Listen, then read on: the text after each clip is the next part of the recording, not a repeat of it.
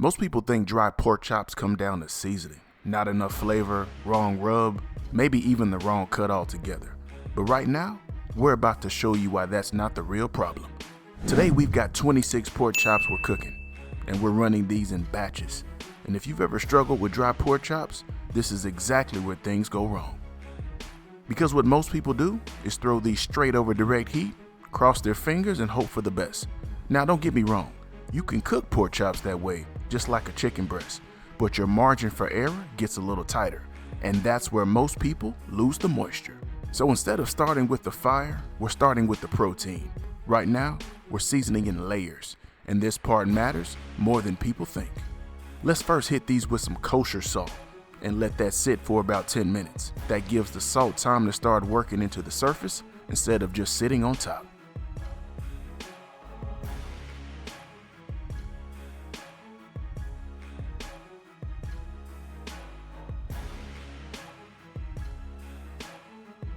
Now let's come back with a salt-free custom pork rub we've put together, and we'll apply it generously here.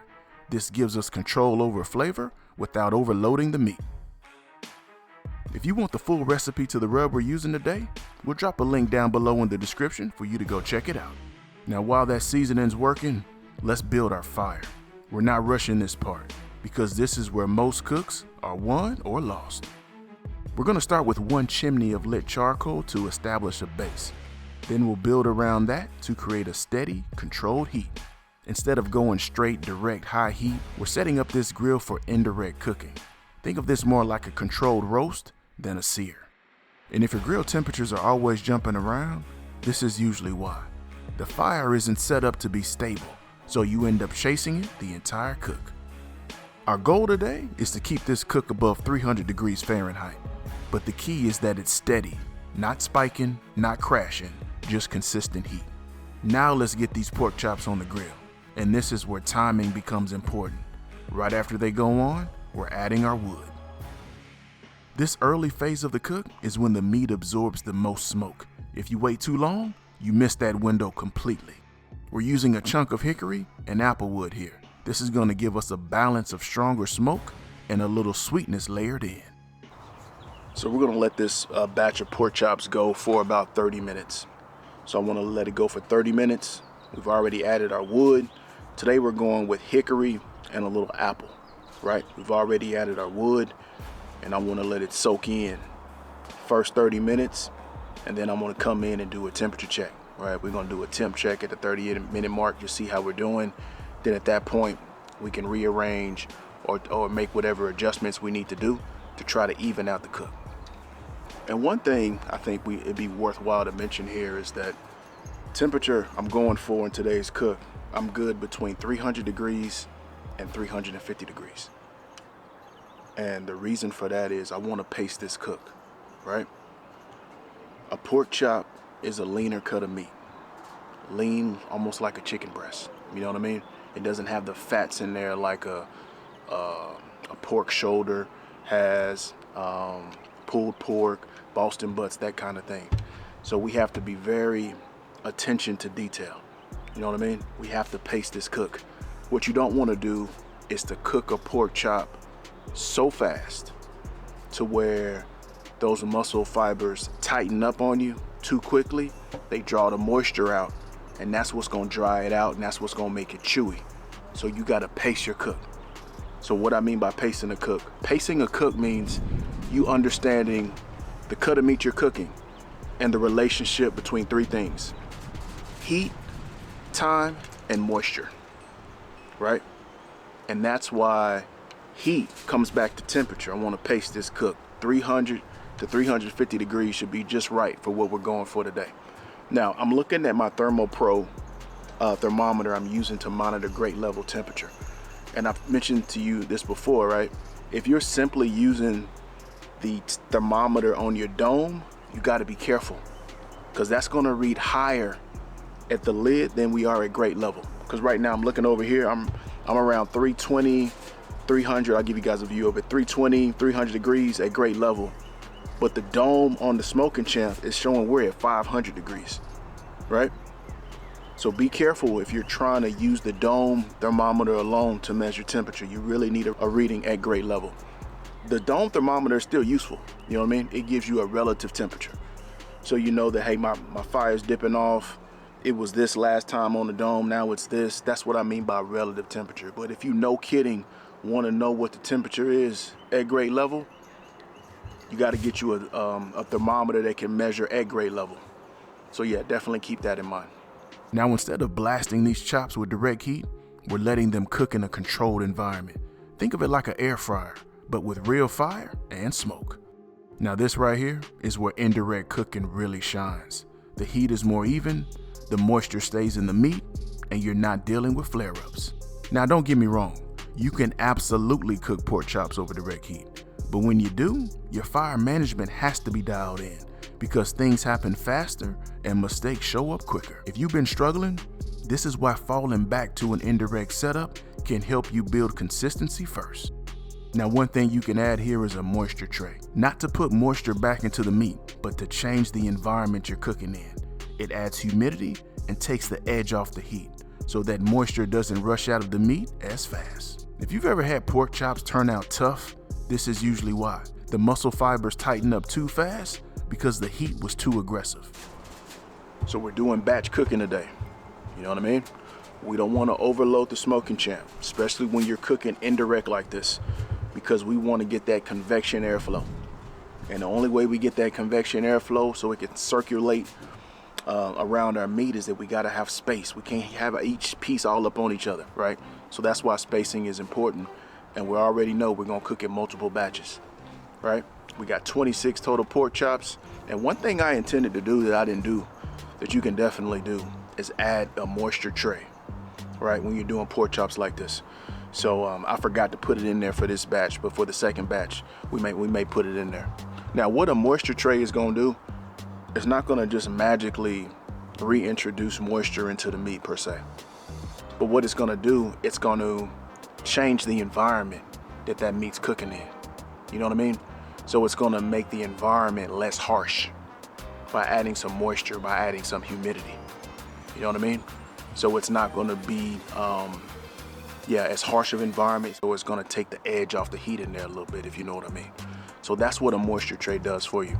So if you're struggling with like chewy or tough lean cuts of meat, you know what I mean, with like pork chops or chicken breast, definitely try a moisture tray to help soften that heat, to make it less harsh inside of your grill. And that can definitely help you take your pork chops, your chicken breasts to a whole nother level. Right now, we're just letting the process work.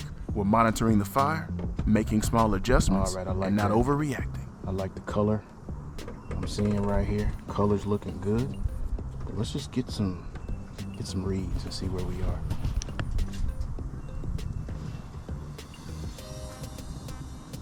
Yep.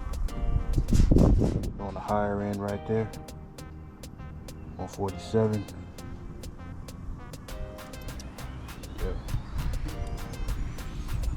Yep, these chops are temping right where they should be at. But I don't mind going past 145. When I'm cooking pork chops, I will go past 145 to get a color, to get a texture that I'm looking for, right? And for these, I want to go past 145 a little bit. Right? I want to keep them, I want to flip them. Maybe keep them on there, maybe about 5 or so more minutes. As we move through these batches, we're maintaining the fire by adding lump charcoal as needed. This helps us stay in the temperature range without big swings. Now for some of these batches, we're gonna finish with a quick sear, just to add color and texture at the end.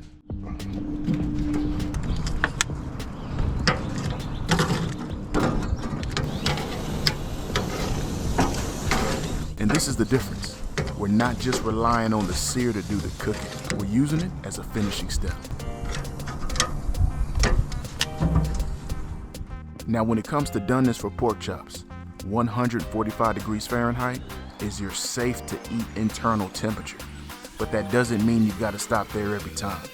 If your fire is controlled and your environment isn't too aggressive, you can take these a little further to get the texture and color you want without drying them out.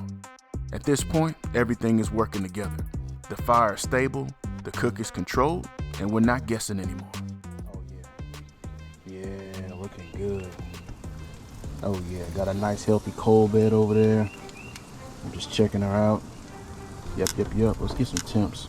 Start on this back side right here. Oh yeah, that's temping. Yep. Temping. Very good. Yep, temping. Yeah, I'm also feeling too nice and tender. I don't know if y'all can see that. That's effortless. That probe is going in effortlessly. Very good. So what I want to do now is just get my little flip on. Yeah, let's get our flip on right here.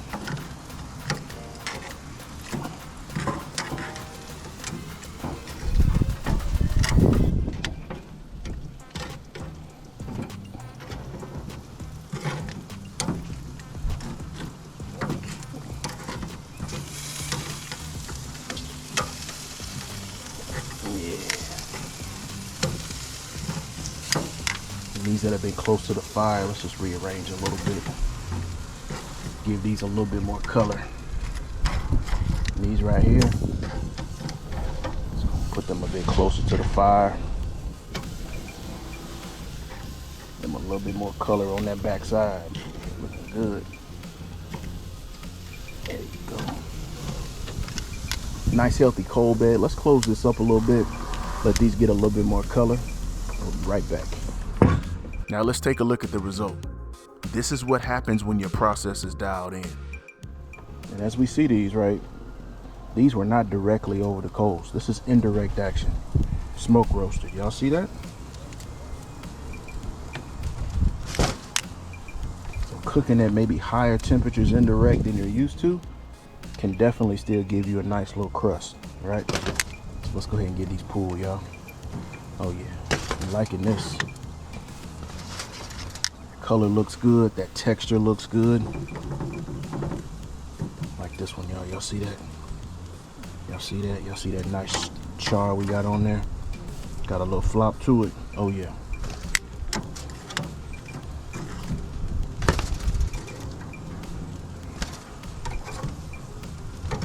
Yeah, I was able to get us a little bit more color on that one. Yeah, got a little bit more color on that one. Perfect. Y'all see that flop? Y'all see that flop right there? That's what you want.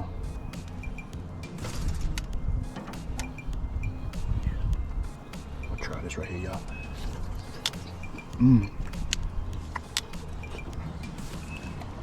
Oh yeah. Oh yeah. That's hitting, y'all. You can see it right here. Clean bite through, visible moisture, no resistance at all. That's what a properly cooked pork chop should look like. So if your pork chops keep turning out dry, stop looking at your seasoning. Start looking at your fire and your setup. Because once you control the environment, everything changes. Your temperature stabilizes, your cooks become predictable, and your results improve fast. If you want help dialing this in, we've got step-by-step tools that walk you through how to build your fire, control your temperatures, and stop guessing during your cooks. You can check out our Grill Smarter bundle down below.